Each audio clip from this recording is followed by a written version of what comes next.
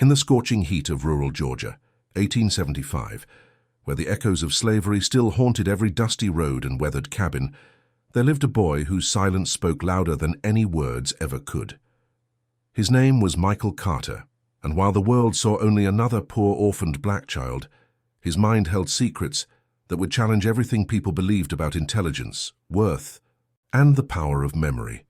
Don't forget to subscribe to our channel for more incredible true stories that will leave you speechless. The wooden steps of the old cabin creaked under Michael Carter's small frame as he sat in the fading afternoon light, his bare feet barely touching the dusty ground below. At 10 years old, he had already learned that silence was his greatest protection in a world that had little patience for children who looked like him. Michael's clothes were patched and worn, hand-me-downs from the charity box at the local church that barely fit his thin frame. His dark skin glistened with sweat from the Georgia heat, and his intelligent brown eyes held a depth that seemed far too old for his young face. In his lap he clutched a tattered book he had found discarded behind the general store, a geography textbook with pages missing and covers torn. The afternoon sun cast long shadows across the red clay earth, and Michael could smell the familiar scents of his world: wood smoke from cooking fires, the sweet aroma of honeysuckle growing wild along the fence line, and the earthy smell of dust that seemed to permeate everything in this part of Georgia. A mockingbird called from the old peach tree, its song a melody that Michael had memorized along with everything else that entered his consciousness. He shifted slightly on the worn wooden step, feeling the rough grain of the pine board beneath his legs. The wood had been weathered by countless seasons, smoothed by years of use, and Michael could trace with his finger the patterns left by rain and sun. Everything around him was familiar, catalogued in his extraordinary memory with perfect clarity. The exact number of boards in the porch floor, 17. The precise angle of the roofline against the sky, the way the light fell differently at each hour of the day. "Michael, get over here, boy!" The harsh voice belonged to Samuel Hutchins, the white farmer who had reluctantly taken Michael in after his grandmother died the previous winter. It wasn't kindness that motivated Hutchins. It was the need for cheap labor and the small stipend the county paid for housing orphaned children. Michael carefully closed the book, memorizing the exact page he had been reading. Page 127, a detailed map of the Mississippi River system with all its tributaries clearly marked. In his mind, he could see every curve, every town marked along its banks, every elevation number printed in tiny font. He had read the page only once, but now it was permanently etched in his memory, as clear as if the book were still open before him. The geography book had become his most treasured possession, despite its damaged condition. He had found it 3 months ago, discarded in a pile of refuse behind Patterson's general store. The cover was torn, and several pages were missing, but what remained was a window into a world far beyond the red clay hills of rural Georgia. Through its pages, Michael had traveled to distant cities, crossed mighty rivers and climbed mountain ranges he could only dream of seeing in person. "Yes, sir, Mr. Hutchins," Michael replied quietly, standing up and brushing the dust from his worn trousers. Hutchins stood in the doorway of the main farmhouse, a large man with calloused hands and a perpetual scowl. His wife, Martha, peered over his shoulder, her thin lips pressed into a disapproving line. They had 3 children of their own, all well-fed and properly clothed, who attended the local school while Michael worked the fields. The contrast between Michael's life and that of the Hutchins children was stark and constant. While they sat at a proper table for meals, Michael ate his simple fare on the back steps. While they slept in comfortable beds with clean sheets, Michael made do with a thin mattress on the floor of a small room behind the kitchen. While they played games and attended school, Michael worked from dawn to dusk, his young hands already showing the calluses of hard labor. Yet Michael harbored no resentment toward the Hutchins children. They had been kind to him in their own way, sometimes sharing treats or including him in their games when their parents weren't watching. It was simply the way the world was ordered, and Michael had learned early that questioning that order only brought trouble. "Mrs. Henderson from town was here earlier," Hutchins said, his tone suspicious. "She says you've been reading to her boy, Tommy, helping him with his schoolwork. Says you know things that ain't natural for a boy like you to know." Michael's heart began to race, but he kept his expression neutral. He had been careful, so careful, but apparently not careful enough. Tommy Henderson was a sweet 8-year-old who struggled with reading, and Michael had been helping him in secret behind the schoolhouse after his own work was done. The arrangement had started by accident. Michael had been walking past the schoolhouse one afternoon when he heard Tommy crying behind the building. The boy had been struggling with a simple reader, frustrated by his inability to sound out words that seemed to dance and blur on the page. Michael, remembering his own early struggles with reading before his grandmother's patient teaching had unlocked the mystery, had quietly sat down beside Tommy and begun to help. What had started as a single act of kindness had grown into regular meetings. Tommy would wait for Michael after school, and together they would work through his lessons. Michael discovered that he had a natural talent for teaching, able to break down complex concepts into simple, understandable pieces. More importantly, he found joy in watching Tommy's face light up when a difficult passage suddenly made sense. "I just helped him sound out some words, sir," Michael said softly. "Nothing more than that. She says you recited a whole poem from memory, one that ain't even in his reader. Says you drew him a map of all the states and their capitals without looking at nothing." Hutchins stepped closer, his shadow falling over Michael. "Where'd you learn such things, boy?" The truth was complicated. Michael had learned to read from his grandmother, who had been taught in secret by the plantation owner's daughter before the war. After her death, he had continued learning on his own, finding discarded books, newspapers, and any printed material he could get his hands on. But his gift, or curse, as he sometimes thought of it, went far beyond normal learning. Michael could remember everything, every word he read, every conversation he heard, every face he saw, every detail of every day since he was very small. It was as if his mind was a vast library where nothing was ever lost or forgotten. He could recall the exact weather on any given day, the precise words of conversations from years ago, the layout of every building he had ever entered. The ability had manifested early in his life, though he hadn't understood what made him different until he was older. His grandmother had noticed it first, the way he could repeat entire stories after hearing them just once, how he never forgot a face or a name, the uncanny accuracy with which he could recall events from months or even years past. "It's a gift from the Lord," his grandmother had told him, though she had also warned him to be careful about displaying it too openly. Some folks don't take kindly to children who seem to know more than they should, especially children who look like us. "I found some old books, sir," Michael said carefully. "I like to read when my work is done." Martha Hutchins snorted from the doorway. "Reading ain't going to help you pick cotton or mend fences. You best focus on what's useful for someone in your position." But Samuel Hutchins was studying Michael with a different expression now, not anger, but something that might have been calculation. "Show me," he said suddenly. "Show me this reading you do." Michael hesitated.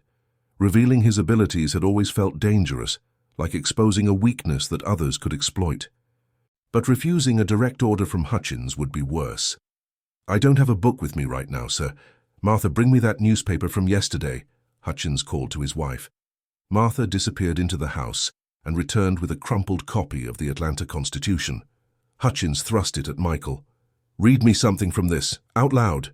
Michael took the newspaper with trembling hands. He had seen this exact paper yesterday, when he was in town running errands for Hutchins. He had read it completely in the few minutes he had to wait outside the general store. Now, as he looked at the front page, every word came flooding back to his memory with perfect clarity.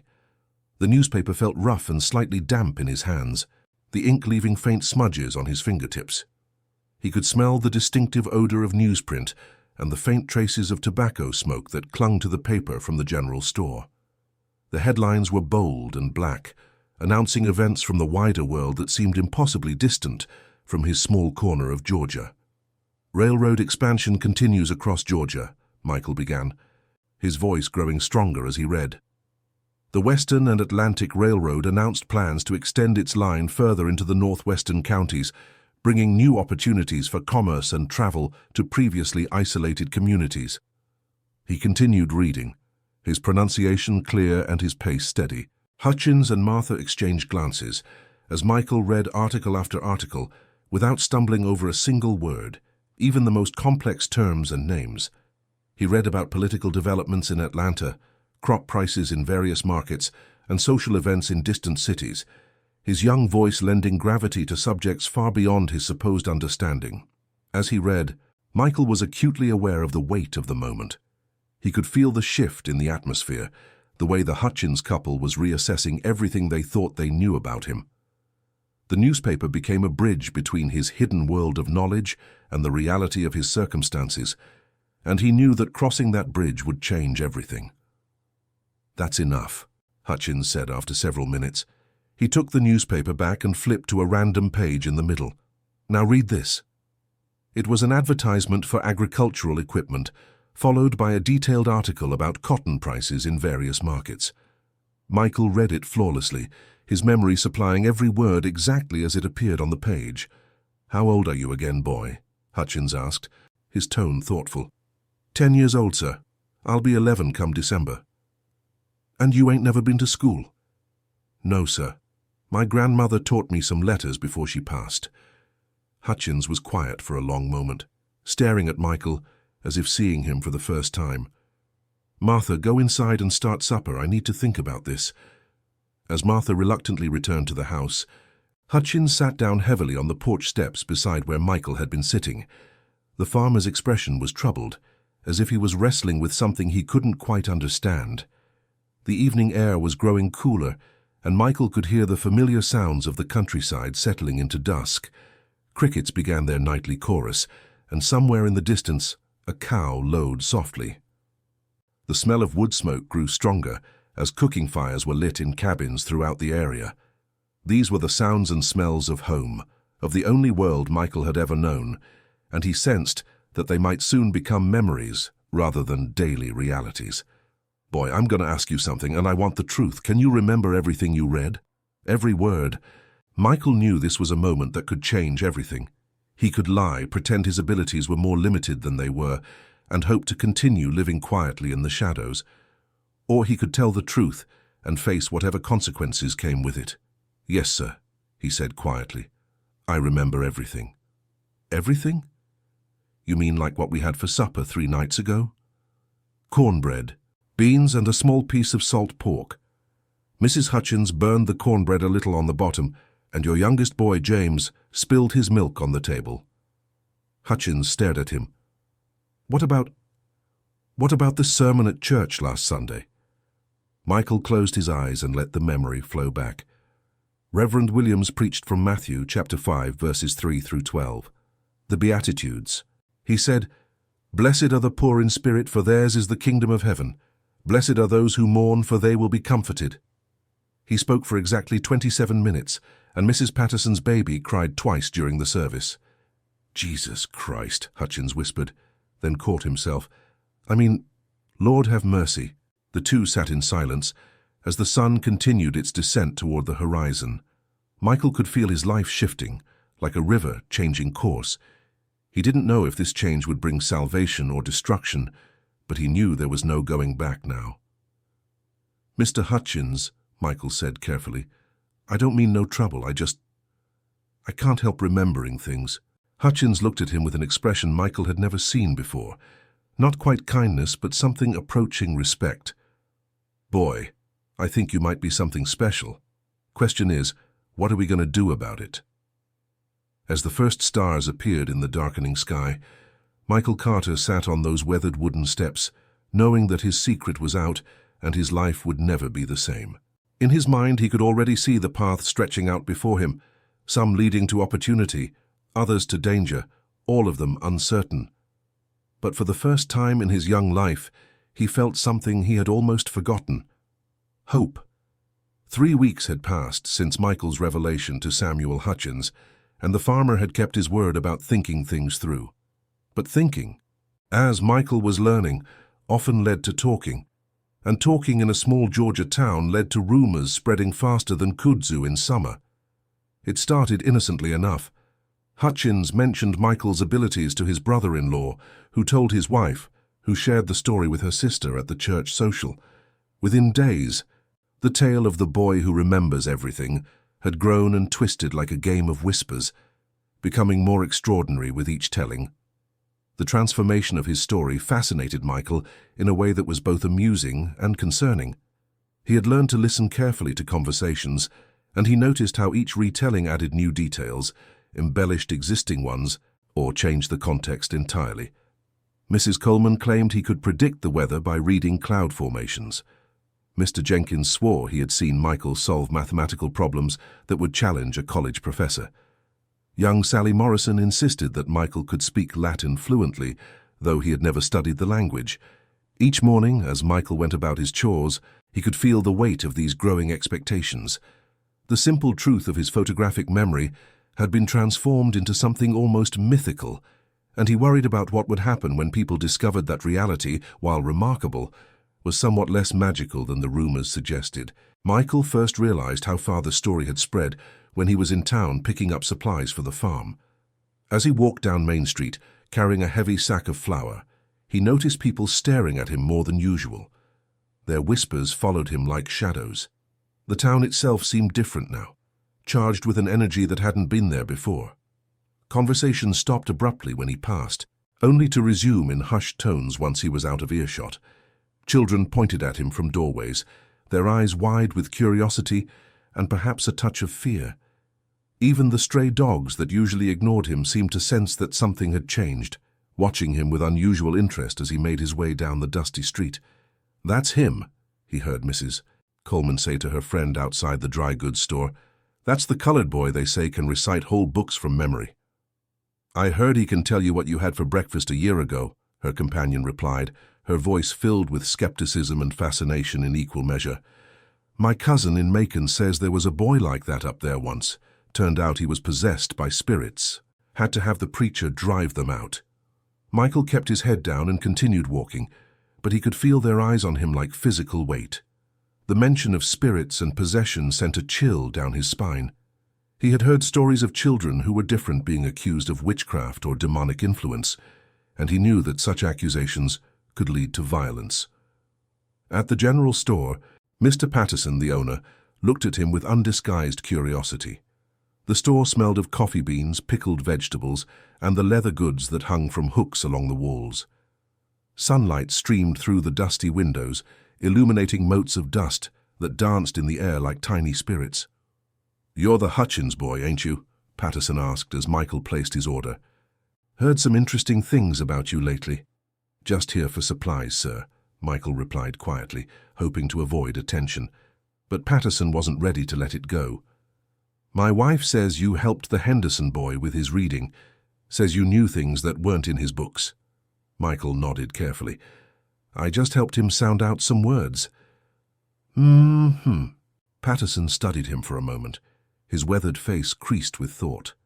The man had run the general store for over 20 years, and Michael could see the calculating look of someone trying to determine if there was profit to be made from this situation. "Tell you what, boy, I got a ledger here with all my accounts, been keeping it for 3 years now. I think you could look at it and tell me what Mrs. Williams bought on, let's say March 15th of last year." Michael's heart sank. This was exactly what he had feared, being turned into a curiosity, a performing animal for people's entertainment. But refusing would only make things worse and might even be seen as proof that the rumors were false, which could bring its own set of problems. "I'd have to see the ledger first, sir," Michael said. Patterson pulled out a thick leather-bound book and opened it to a random page. "Here, take a look, but just for a minute, mind you." The ledger was filled with neat columns of names, dates, and purchases, all written in Patterson's careful script. Michael glanced at the page, his eyes quickly scanning the neat columns of names, dates, and purchases. The information flowed into his memory like water into a sponge, every detail perfectly preserved. He could see that Mrs. Williams had indeed made a purchase on March 15, 1874, along with dozens of other transactions recorded in the same meticulous handwriting. The leather binding of the ledger was worn smooth from years of handling, and Michael could smell the faint odor of ink and paper that seemed to permeate all of Patterson's record books. The pages were yellowed with age and use, and some bore small stains from coffee or food that spoke to the practical nature of the store's operations. She bought 2 pounds of sugar, a yard of blue cotton fabric, a bottle of patent medicine, and a bar of soap. Michael said after Patterson closed the book. The total was $1.37. Patterson's eyes widened as he flipped back through the pages, searching for the correct entry. When he found it, his face went pale. "Well, I'll be damned," he whispered. "Every word of it's true." The demonstration had attracted the attention of other customers in the store, and Michael could feel their eyes on him as Patterson verified the accuracy of his recollection. A small crowd began to gather, drawn by the excitement in Patterson's voice and the obvious amazement on his face. "Do it again," called out Mrs. Foster, the blacksmith's wife. "Pick another date." "February 3rd, suggested Mr. Barnes, the town's barber. "What did I buy on February 3rd? Patterson flipped through the ledger again, finding the requested date. He showed Michael the page for just a few seconds before closing the book. "You bought a straight razor, a bottle of bay rum, and a tin of pomade," Michael said quietly. The total was $2.15. The crowd murmured in amazement as Patterson confirmed the accuracy of this recollection as well.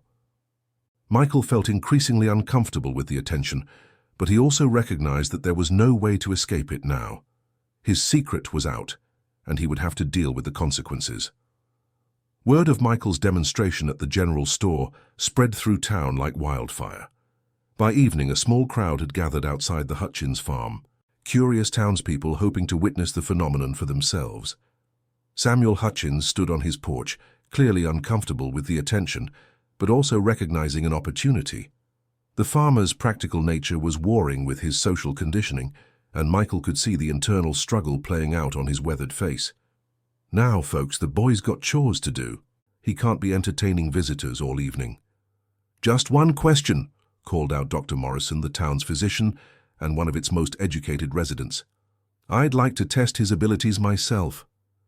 Dr. Morrison was a tall, distinguished man with graying hair and intelligent eyes. Unlike the others, his interest seemed more scientific than sensational. He approached Michael with the respectful demeanor he might use with an adult patient, and Michael appreciated the dignity with which he was being treated. The doctor carried himself with the confidence of education and professional success, but there was also a kindness in his manner that set him apart from many of the other white professionals in town. Michael had heard that Dr. Morrison had studied at a prestigious medical college in the north, and that he sometimes treated black patients when other doctors refused to see them. "Young man," Dr. Morrison said, "I have here a medical textbook. It's quite complex, with detailed anatomical diagrams and Latin terminology. Would you be willing to look at a page and see what you can remember?" Michael looked to Hutchins, who nodded his permission. Dr. Morrison opened the thick textbook to a page showing the human circulatory system, complete with detailed labels and explanations. The diagram was incredibly complex, with dozens of labeled parts and accompanying text that described the function of each component. The Latin terminology was particularly challenging, with words like vena cava and atrioventricular that would be difficult for most adults to pronounce, let alone understand. Michael studied the page for perhaps 30 seconds, absorbing every line, every label, every detail of the intricate diagram. When Dr. Morrison closed the book, Michael began to recite not just the text, but describe the diagram in perfect detail.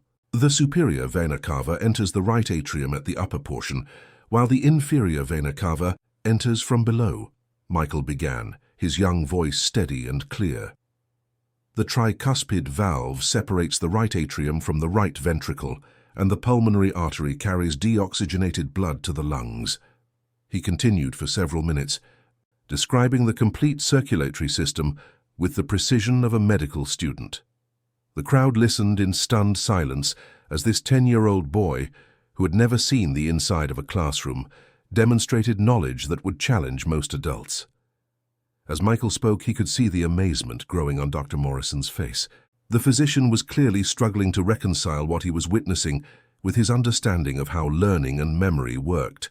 The boy standing before him was demonstrating knowledge that typically required years of study to acquire. Dr. Morrison was visibly shaken. "Remarkable," he whispered. "Absolutely remarkable. Young man, have you ever considered studying medicine?" The question hung in the air like a challenge to the social order. A black child in rural Georgia studying medicine? The very idea seemed impossible, almost blasphemous to some in the crowd. "He ain't studying nothing," said Jake Morrison, the doctor's cousin, and one of the town's more vocal opponents of black advancement. "Boy like that needs to know his place. All this book learning ain't going to help him pick cotton or shoe horses." "But surely," Dr. Morrison protested, "such a gift shouldn't be wasted." "Gift?" Jake spat. "More like the devil's work, if you ask me. Ain't natural for any child to remember like that, especially not one of his kind." Michael felt the mood of the crowd shifting, the initial wonder giving way to suspicion and resentment. He had seen this before, the way fascination could quickly turn to fear and fear to anger. The same abilities that amazed some people threatened others, challenging their assumptions about intelligence, race, and the natural order of society. The tension in the air was palpable, and Michael could sense that the situation was becoming dangerous. He had learned to read the subtle signs of impending trouble, the way voices grew harder, the way people's postures changed, the way conversations shifted from curiosity to hostility. "Perhaps," said a new voice from the back of the crowd, "we should let the boy speak for himself." Everyone turned to see a stranger approaching, a well-dressed man in his 40s with kind eyes and a northern accent. He carried himself with the confidence of education and means, and his clothes marked him as someone from outside their small community. The stranger's appearance was striking in its contrast to the local residents. His suit was well-tailored and made of fine wool. His shoes were polished leather rather than rough work boots, and his bearing suggested someone accustomed to being heard and respected. Most notably, he seemed completely unintimidated by the hostile atmosphere that was developing in the crowd. "I'm Professor James Whitfield from the University of Pennsylvania," the man said, introducing himself to the crowd. "I've been traveling through the South, documenting cases of exceptional memory and learning. I heard about young Michael here and came to see for myself." Hutchins stepped forward, suddenly protective. "What do you want with the boy?" "Nothing harmful, I assure you," Professor Whitfield said. "I'm simply interested in understanding how the human mind works. Cases like Michael's are extremely rare and could help us learn more about memory, learning, and human potential." "You saying he's some kind of experiment?" Jake Morrison demanded. "I'm saying he's a remarkable young man whose abilities could benefit not just himself, but our understanding of human intelligence," Whitfield replied calmly. "With proper education and support, there's no telling what he might accomplish." Michael listened to the adults debate his future as if he weren't standing right there among them. He felt like a prize being fought over, valuable, but not quite human in their eyes. The professor seemed kind, but Michael had learned to be wary of adults who promised things that seemed too good to be true. "What would you want to do with him?" "Doctor," Morrison asked, his scientific curiosity overriding his social conditioning. "I'd like to document his abilities, perhaps arrange for him to receive proper education. There are schools in the North that would welcome a student of his caliber, regardless of his background." The crowd erupted in angry murmurs. The idea of sending a black child to school in the North, of treating him as an equal to white students, was more than many could accept. "Over my dead body," Jake Morrison snarled. "Boy belongs here, doing the work he was born to do." "And what work is that?" Professor Whitfield asked quietly. "Wasting one of the most remarkable minds I've ever encountered. Letting fear and prejudice destroy something extraordinary." The confrontation was building toward something ugly when Michael finally found his voice. "Excuse me," he said, his young voice cutting through the adult arguments. "Don't I get a say in this?" The crowd fell silent, all eyes turning to the small boy who had been the subject of their debate. Michael looked around at the faces surrounding him, some curious, some hostile, some calculating. He thought of his grandmother, who had always told him that his mind was his greatest treasure, something no one could take away from him. "I want to learn," Michael said simply. "I want to read more books, understand more things. But I also know that wanting something and getting it are two different things." Professor Whitfield smiled at him with genuine warmth. "Very wise words, Michael. And you're right. Wanting and getting are different things. But sometimes when we're brave enough to want something badly enough, we find ways to make it happen. As the crowd began to disperse, arguments continuing in smaller groups, Michael felt the weight of possibility settling on his shoulders. Change was coming whether he was ready for it or not. The question was whether that change would lift him up or crush him under its weight. That night, as he lay on his thin mattress in the small room behind the kitchen, Michael stared at the ceiling and remembered every word that had been spoken, every face in the crowd, every nuance of emotion he had witnessed.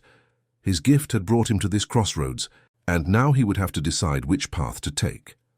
In the distance, he could hear the adults still talking on the porch, their voices carrying on the night air as they debated his future. But for the first time in his life, Michael Carter began to believe that he might have some say in shaping that future himself. Professor Whitfield had been staying at the town's only boarding house for a week, and each day he spent hours with Michael, conducting what he called informal assessments. The professor was unlike any adult Michael had ever encountered. He listened when Michael spoke, asked his opinions, and treated him with a respect that was both thrilling and terrifying. The boarding house itself was a source of fascination for Michael. Mrs. Abernathy, the proprietor, was a widow who had transformed her large Victorian home into a place of temporary refuge for travelers passing through their small town. The house was filled with furniture that spoke of better times, mahogany tables, crystal lamps, and carpets that had once been fine but now showed the wear of countless footsteps. Professor Whitfield's room was on the second floor, overlooking the main street, and Michael had been invited there several times for their discussions. The room was sparse but comfortable, with a writing desk where the professor kept his notes and correspondence, and shelves lined with books that Michael longed to explore. The professor had noticed his interest and had begun sharing some of the volumes, watching with amazement as Michael absorbed their contents with supernatural speed. On a humid Thursday morning, Whitfield arrived at the Hutchins farm with a leather satchel full of books, papers, and strange instruments Michael had never seen before. The morning air was thick with moisture, promising another scorching day, and the cicadas were already beginning their rhythmic chorus in the oak trees that shaded the farmyard. "Today, Michael, I'd like to conduct a more formal evaluation of your abilities," the professor explained as they sat under the shade of an old oak tree. "I want to document exactly what you can do, so that when I return to Philadelphia, I can present your case to people who might be able to help." Michael nodded, though he wasn't entirely sure what presenting his case meant. The phrase suggested a legal proceeding, and he wondered if his unusual abilities might somehow be considered a crime or a threat to the established order. "What kind of tests, sir?" "Several different kinds. Memory tests, of course, but also reasoning, mathematics, and comprehension. I want to understand not just what you can remember, but how you think." Whitfield opened his satchel and pulled out a thick book Michael had never seen before, a volume of Shakespeare's complete works. The book was bound in rich leather with gold lettering on the spine, and it smelled of age and scholarship. Michael had heard of Shakespeare, of course, but had never had the opportunity to read any of his works. "Let's start with something challenging. I'm going to show you a page from Hamlet, one of the most complex plays ever written. I want you to read it once, then tell me what you understand about what's happening." He opened to Act 3, Scene 1, the famous "to be or not to be" soliloquy. The page was dense with text, filled with archaic language and complex metaphors that would challenge even educated adults. Michael read the page carefully, absorbing not just the words but trying to understand the meaning behind them. As he read, Michael could feel the weight of the language, the way Shakespeare had crafted each phrase to carry multiple layers of meaning. The words seemed to dance on the page, creating images and emotions that transcended their literal definitions. He found himself drawn into Hamlet's internal struggle, feeling the prince's anguish and uncertainty as if they were his own. When he finished, Whitfield closed the book. "Now, can you recite what you just read?" Michael closed his eyes and let the words flow back to him. "To be or not to be, that is the question. Whether 'tis nobler in the mind to suffer the slings and arrows of outrageous fortune, or to take arms against a sea of troubles, and by opposing end them." He continued for several minutes, reciting the entire soliloquy word for word, including the stage directions and footnotes. When he finished, Whitfield was scribbling furiously in a notebook, his pen scratching across the paper with urgent intensity. "Remarkable," the professor murmured. "Now tell me what you think it means." This was harder than simple memorization. Michael had to think about the words, interpret them, understand the emotions behind them. He paused for a moment, organizing his thoughts before speaking. I think Hamlet is trying to decide whether it's better to live with pain and suffering or to die and end the pain. He's wondering if it takes more courage to keep living when life is hard, or to choose death. But he's also afraid of what might come after death, whether it might be even worse than life. Whitfield looked up from his notes, his eyes wide with surprise. That's exactly right. You understood one of the most complex philosophical passages in English literature on your first reading. Most students require weeks of study to grasp those concepts. The professor's amazement was evident, but Michael sensed something else in his expression, a kind of excitement that suggested he was witnessing something unprecedented. The way Whitfield looked at him reminded Michael of how Dr. Morrison had reacted to his medical knowledge, but magnified several times over.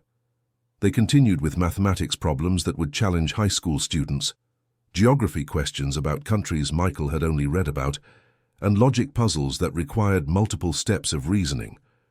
In every case, Michael not only remembered the information perfectly, but demonstrated understanding that went far beyond mere memorization. The mathematics problems were particularly interesting to Michael. He had always enjoyed numbers, finding patterns and relationships that seemed to reveal hidden truths about the world. When Professor Whitfield presented him with algebraic equations, Michael found that he could visualize the solutions in his mind, seeing the mathematical relationships as clearly as if they were physical objects. As the morning wore on, a small crowd began to gather.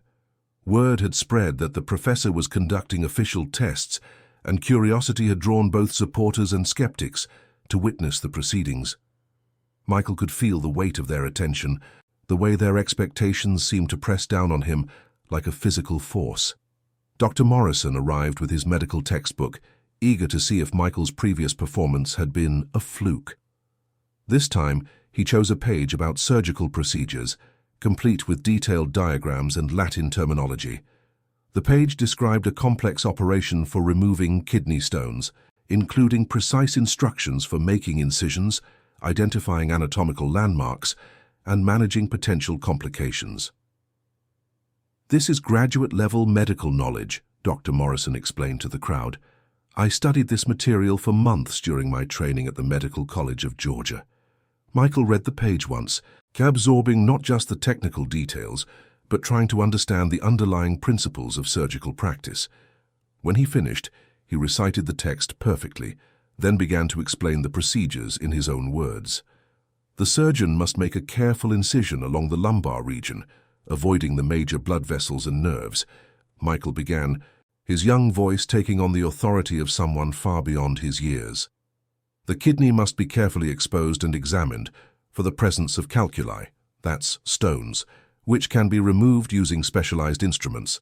The greatest danger is hemorrhage, which must be controlled through careful technique and proper suturing. Dr. Morrison sat back in amazement, his face pale with shock. "Professor Whitfield," he said quietly, "this boy has just demonstrated knowledge that would qualify him to assist in surgery. He understood concepts that took me years to master." But not everyone in the crowd was impressed. Jake Morrison pushed forward, his face red with anger and frustration. The man's hostility seemed to radiate from him like heat from a forge, and Michael could sense the dangerous edge to his emotions.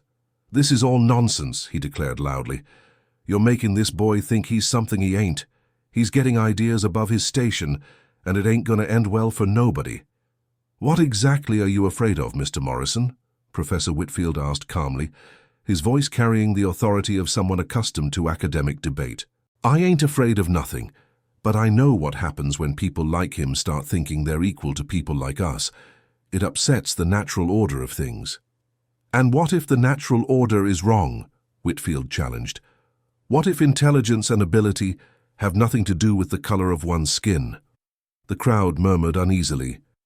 This was dangerous talk in rural Georgia, the kind of ideas that could lead to trouble for everyone involved. Michael could feel the tension building, like the oppressive atmosphere that preceded a violent thunderstorm. Michael felt the tension building and knew he needed to speak before things got out of hand. "Mr. Morrison," he said quietly, "I don't want to upset anybody. I just want to learn." "You want to learn?" Jake Morrison sneered. "Boy, the only thing you need to learn is your place in this world, and it ain't in some fancy northern school pretending to be something you're not." "But what if he could help people?" Dr. Morrison interjected. "What if his abilities could be used to solve problems, to make discoveries that benefit everyone?" "Like what?" Jake demanded, his voice dripping with skepticism. Professor Whitfield stood up, his expression thoughtful. He reached into his satchel and pulled out a detailed map of the local area, showing the network of roads, rivers, and towns within a 50-mile radius. The map was beautifully drawn, with careful attention to topographical details and precise measurements. "There's been talk of building a new railroad line through this region," Whitfield explained. "The engineers are trying to determine the most efficient route, one that would serve the most towns while avoiding difficult terrain and minimizing costs. Michael, you've read about geography, engineering, and mathematics. Can you look at this map and suggest where you think the railroad should go?" Michael studied the map carefully, his mind processing the topographical information, population centers, and existing transportation routes. He could see the elevation changes marked by contour lines, the river crossings that would require expensive bridges, and the natural barriers that would affect construction costs. In his mind, he began to trace possible routes, calculating distances and weighing the various factors that would influence the decision. The map was incredibly detailed, showing not just the major features, but also smaller settlements, individual farms, and even significant geological formations. Michael could see where the terrain would be most challenging for construction, where the soil conditions would be most favorable, and where the greatest population centers would provide the most revenue for the railroad company. "Here," he said, tracing a line with his finger. "The railroad should follow this route. It would serve 6 major towns instead of 4, avoid the steepest hills, and only require 2 river bridges instead of 3. The total distance would be about 8 miles longer, but the reduced construction costs and increased revenue from serving more communities would make it more profitable in the long run." Professor Whitfield compared Michael's suggestion to a professional survey he pulled from his satchel, a document that had been prepared by trained engineers after months of study. Michael's proposed route was nearly identical to their recommendation, differing only in minor details that would have minimal impact on the overall project. The crowd fell silent. Even Jake Morrison seemed stunned by the demonstration. The idea that a 10-year-old boy, with no formal training in engineering or surveying, could solve such a complex problem in minutes was almost incomprehensible. "How did you do that?" Dr. Morrison asked in amazement. "I just looked at the map and thought about what would make the most sense," Michael replied simply. "The information was all there. I just had to put it together." Professor Whitfield was writing frantically in his notebook again, his excitement barely contained. "Michael, you've just solved a complex engineering problem in minutes that took professional surveyors months to figure out. You didn't just memorize information. You synthesized it, analyzed it, and applied it to solve a real-world problem." Samuel Hutchins, who had been watching quietly from the porch, finally spoke up. "Professor, what exactly are you saying about the boy?" Whitfield looked up from his notes, his expression serious. "I'm saying that Michael Carter possesses one of the most remarkable minds I've ever encountered. His memory is extraordinary, yes, but more than that, he has the ability to understand, analyze, and apply complex information in ways that suggest genius-level intelligence." "Genius," Dr. Morrison repeated. "You're saying this boy is a genius?" "I'm saying this boy could revolutionize our understanding of human potential," Whitfield replied. "With proper education and support, there's no limit to what he might accomplish. He could become a doctor, an engineer, a scientist, a scholar, anything he chooses to pursue." The implications of Whitfield's words hung heavy in the air. In a society where black children were expected to work in fields or kitchens, the idea of one becoming a doctor or scientist was almost incomprehensible. "That's all well and good," Jake Morrison said finally, "but what's going to happen to him here? You think folks around here are going to accept a colored boy thinking he's better than them? You think he's going to be safe walking around town, knowing what he knows? It was a sobering question, and one that Michael had been thinking about himself. Knowledge was power, but power could be dangerous for someone in his position. He had already seen how his abilities could provoke fear and resentment, and he understood that staying in Georgia might become increasingly perilous. Professor Whitfield seemed to understand the gravity of the situation. That's exactly why I want to take Michael back to Philadelphia with me. There are schools there, institutions where his abilities would be valued and nurtured, where he could learn and grow without fear. Take him away? Hutchins asked, suddenly protective. For how long? As long as it takes for him to get the education he deserves. Years, probably. But he would be safe, and he would have opportunities that simply don't exist here. Michael felt his heart racing. The possibility of leaving everything he had ever known was both thrilling and terrifying. But as he looked around at the faces in the crowd, some hostile, some fearful, few truly supportive, he began to understand that staying might be even more dangerous than leaving. "What do you think, Michael?" Professor Whitfield asked gently. "It's your life, your choice." Michael looked at the map still spread out before him, thinking about the railroad route he had traced. Sometimes he realized the best path wasn't the shortest or easiest one. It was the one that led where you needed to go, even if the journey was long and difficult. "I think," Michael said slowly, "that I'd like to see what's possible." As the sun began to set over the Georgia countryside, Michael Carter made the decision that would change the course of his life forever. He didn't know what lay ahead, but for the first time, he felt like he was choosing his own path rather than simply accepting the one others had chosen for him. The boy with the photographic memory was about to discover just how far his remarkable mind could take him. The decision to leave Georgia wasn't made lightly, and it wasn't made quickly.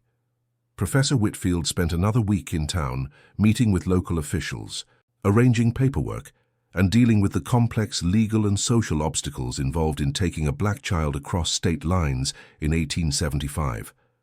The legal complexities were daunting. In the post-Civil War South, the movement of black individuals was still heavily regulated and monitored.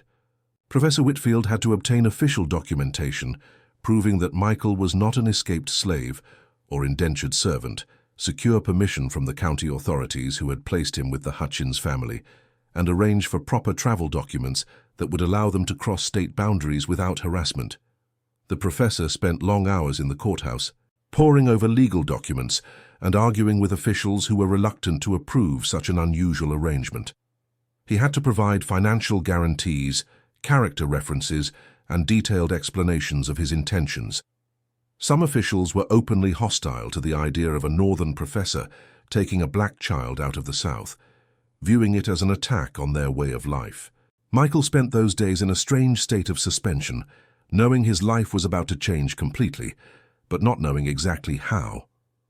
He continued his daily chores on the Hutchins farm, but his mind was constantly elsewhere, imagining what Philadelphia might be like, what kinds of schools and libraries awaited him there. The anticipation was almost unbearable. Every morning, Michael would wake wondering if this would be the day of his departure. He found himself memorizing details of his current life with unusual intensity, as if his extraordinary memory was preparing to preserve these final moments in Georgia with special care. The smell of wood smoke from the kitchen fire, the sound of roosters crowing at dawn, the feel of red clay dust between his toes, all of these sensations seemed heightened, more vivid than usual. During this waiting period, Michael also found himself the subject of increased attention from the local community. Some people came to the farm hoping to witness his abilities firsthand, while others came to express their disapproval of the professor's plans. The Hutchins family found themselves hosting an unusual parade of visitors, from curious neighbors to stern-faced church elders who worried about the implications of Michael's departure. The night before his departure, Michael sat on the familiar wooden steps of the cabin, looking out at the dusty road that had defined the boundaries of his world for so long. Tomorrow, he would travel farther than he had ever been, into a future he could barely imagine. The evening air was filled with the sounds of his childhood, crickets chirping in the grass, the distant lowing of cattle, the soft murmur of voices from neighboring cabins. A gentle breeze carried the scent of honeysuckle and wood smoke, creating an atmosphere of peaceful familiarity that made the prospect of leaving even more poignant. Samuel Hutchins joined him on the steps, carrying 2 cups of coffee, a rare treat that Martha had prepared for the occasion.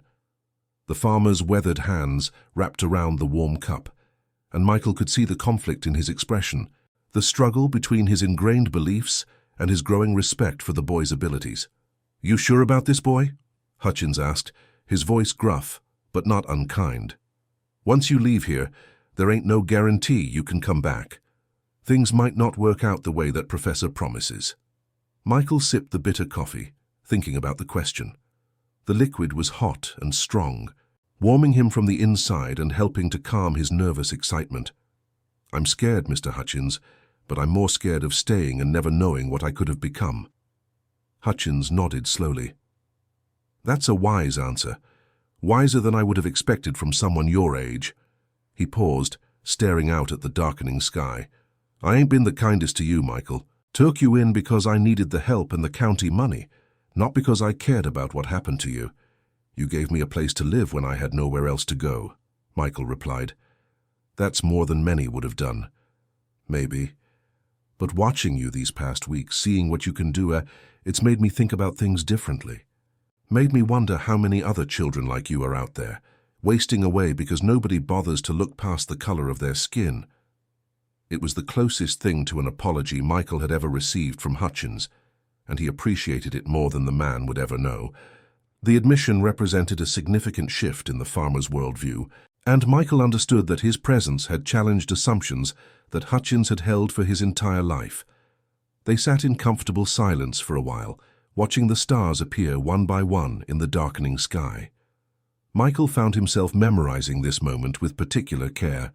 The weight of the coffee cup in his hands, the rough texture of the wooden step beneath him, the sound of Hutchins's breathing beside him. These details would become part of his permanent record of this pivotal night. The next morning dawned clear and bright. Professor Whitfield arrived early with a hired carriage that would take them to the railroad station in Atlanta. The carriage was more elegant than any vehicle Michael had ever ridden in, with polished wood panels and cushioned seats that spoke of a world far removed from the rough practicality of farm life. Michael's belongings fit easily into a single small bag, a few changes of clothes, the geography book he had found behind the general store, and a photograph of his grandmother that was his most precious possession. The photograph was faded and cracked, but it captured his grandmother's kind eyes and gentle smile, serving as a tangible connection to the woman who had first recognized and nurtured his extraordinary abilities. As he packed his meager possessions, Michael was struck by how little he had accumulated in his 10 years of life. Everything that truly mattered to him, his memories, his knowledge, his dreams, existed in his mind rather than in material form. In a way, this made leaving easier. He was taking everything important with him. A small crowd had gathered to see them off. Dr. Morrison was there, along with several other townspeople who had come to witness this unprecedented event. Even Jake Morrison was present, though his expression remained skeptical and disapproving. The gathering had an almost ceremonial quality, as if the entire community understood that they were witnessing a moment of historical significance. "Remember, Michael," Dr. Morrison said as he shook the boy's hand, "you're carrying the hopes and dreams of a lot of people with you. Don't let anyone tell you that you don't belong wherever you're going." The doctor's words carried special weight, coming from someone who had witnessed Michael's abilities firsthand and understood their implications. Dr. Morrison had become one of Michael's strongest supporters, and his encouragement meant more than the boy could express. Mrs. Henderson, Tommy's mother, pressed a small wrapped package into Michael's hands. "Some cookies for the journey," she said with tears in her eyes. "Tommy wanted me to tell you thank you for helping him with his reading. He's doing much better now." The package was warm and smelled of cinnamon and molasses, homemade treats that represented the kindness Michael had encountered despite the many challenges of his situation. Tommy's improvement in reading had been one of the few unqualified successes of Michael's time in Georgia, and knowing that he had made a positive difference in the boy's life gave him a sense of accomplishment. As Michael climbed into the carriage, he took one last look at the place that had been his home. The weathered cabin, the dusty road, the faces of the people who had known him as just another poor orphan boy. It all seemed smaller somehow, less significant than it had just a few weeks ago. The transformation in his perspective was remarkable. The world that had once seemed vast and unchanging now appeared as just one small corner of a much larger universe. The horizons that had once defined the limits of possibility had suddenly expanded beyond anything he had previously imagined. The journey to Atlanta took most of the day, and Michael spent it in wide-eyed wonder at the changing landscape. He had never traveled more than a few miles from home, and every new sight was a revelation. The countryside gradually gave way to larger towns, then to the outskirts of the city itself, each transition marking another step away from his old life and toward his new one. Professor Whitfield pointed out landmarks and shared stories about the history of the region, treating Michael like an eager student rather than a curiosity. The professor's knowledge was vast and his enthusiasm infectious, and Michael found himself absorbing information about geology, history, and culture, with the same intensity he brought to everything else he encountered. As they approached Atlanta, Michael was amazed by the size and complexity of the city. Buildings rose higher than he had ever seen, smokestacks reached toward the sky, and the streets bustled with activity that never seemed to cease. The sounds were overwhelming. Horses' hooves on cobblestones, the rumble of wagon wheels, the calls of street vendors, and the general hum of thousands of people going about their daily lives. At the train station in Atlanta, Michael experienced his first real taste of the wider world's attitudes toward race. The station was segregated, with separate waiting areas for white and colored passengers. The contrast was stark and immediate. White passengers enjoyed comfortable seating, clean facilities, and attentive service, while the colored section was cramped, poorly maintained, and clearly designed to emphasize second-class status. Professor Whitfield, clearly uncomfortable with the arrangement, stayed with Michael in the colored section rather than using his privilege to wait in more comfortable surroundings. The professor's solidarity was both touching and educational, showing Michael that not all white people accepted the racial hierarchy as natural or inevitable. "This is wrong," Whitfield said quietly as they sat on hard wooden benches while white passengers enjoyed cushioned seats in the other section. "No human being should be treated as less than another because of their appearance." "It's just the way things are, Professor," Michael replied, though he appreciated the man's solidarity. "Perhaps, but that doesn't make it right. And maybe, just maybe, brilliant young people like you will help change the way things are." The train ride to Philadelphia was Michael's first experience with long-distance travel, and it was both exciting and exhausting. The locomotive was a marvel of engineering that fascinated Michael. The powerful steam engine, the complex mechanical systems, the way the entire massive machine could pull dozens of cars across hundreds of miles with remarkable speed and efficiency.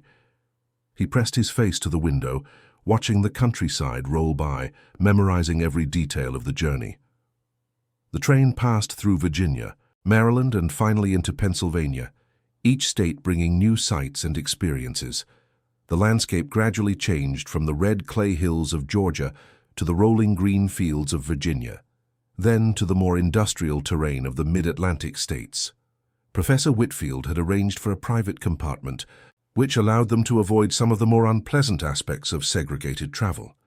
The compartment was small but comfortable, with fold-down beds and a small table where they could eat their meals and continue Michael's informal education.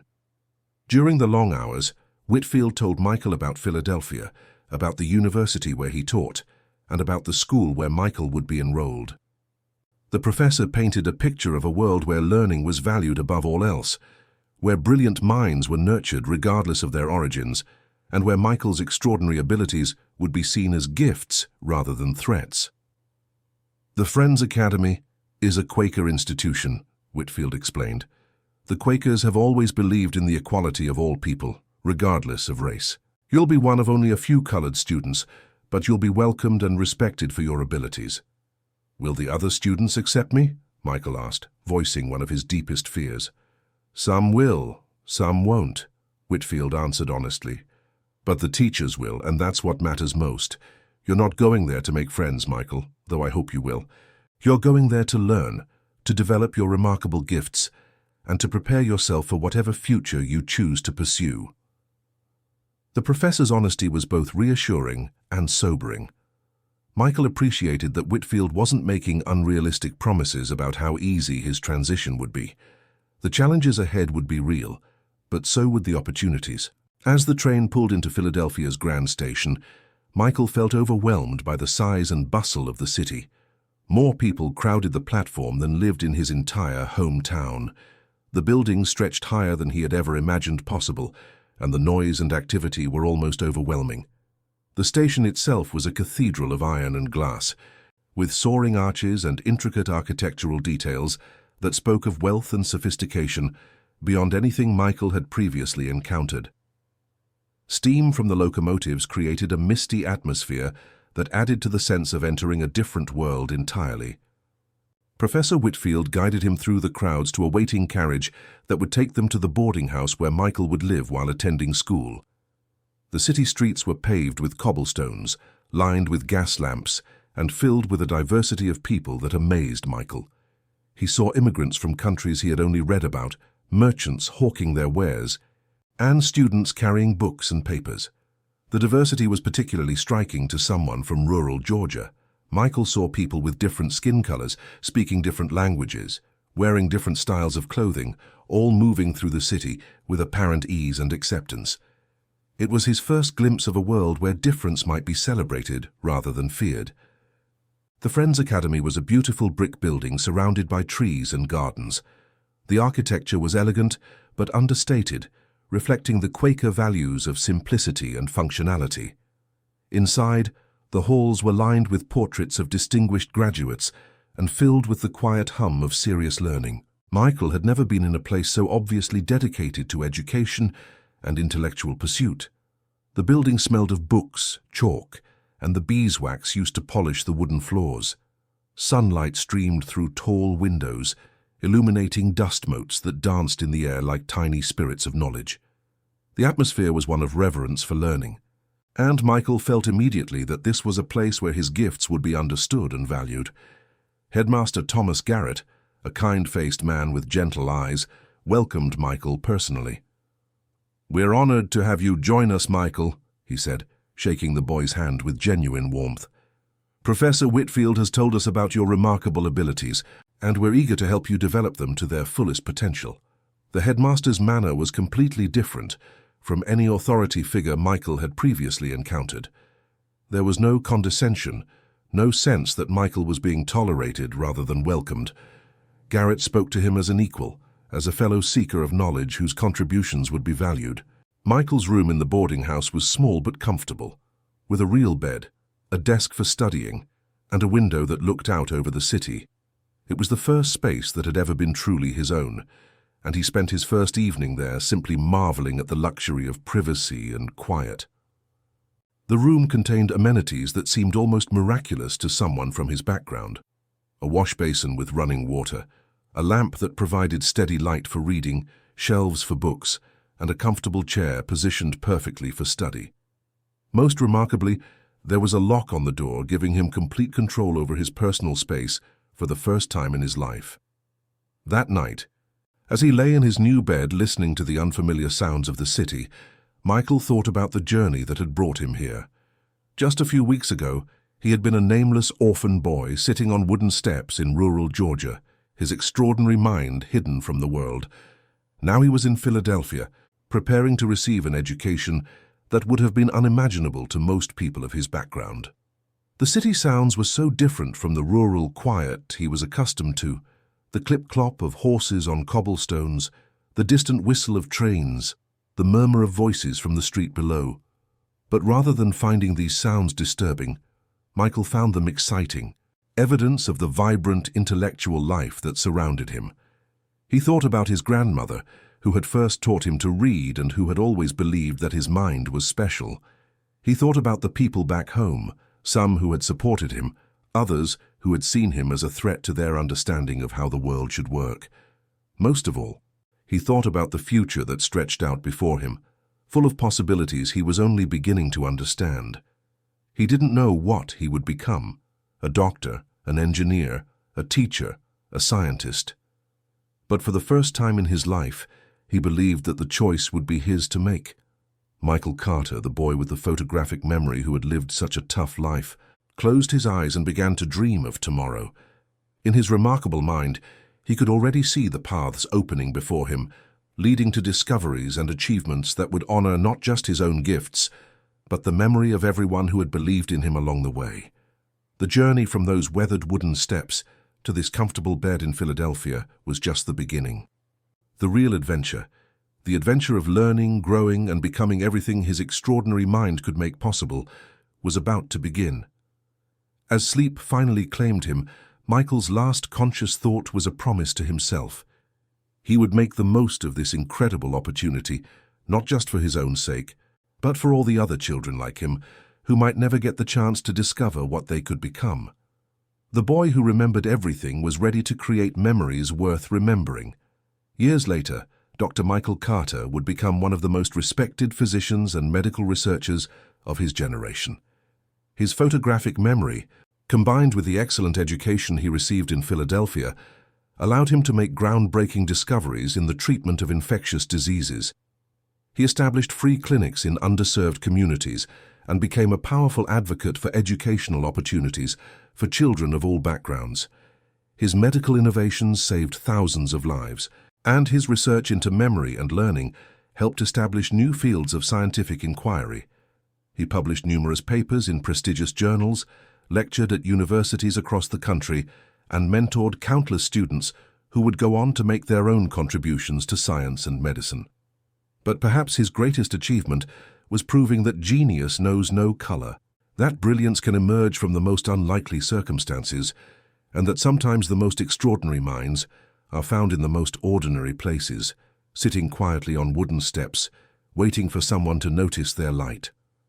Michael never forgot the dusty roads of rural Georgia, the people who helped him along the way, or the importance of using his gifts to lift others up. He returned to the South many times, establishing schools and medical facilities, always remembering the boy who had once sat on those weathered steps, dreaming of a different future. His story became an inspiration to countless young people who dared to dream beyond the limitations others tried to place on them. He proved that with courage, determination, and the support of those who believe in human potential, even the most impossible dreams can become reality. In the end, the boy who could remember everything chose to be remembered for the lives he touched, the barriers he broke, and the proof he provided that human potential knows no boundaries. If this incredible true story moved you, don't forget to subscribe to our channel and hit the notification bell for more amazing tales of courage, determination, and the power of the human spirit. Share this story with someone who needs to be reminded that their dreams are worth pursuing, no matter how impossible they might seem. What did you think of Michael's journey? Let us know in the comments below, and tell us about a time when someone believed in your potential when others didn't. Your story might inspire our next video.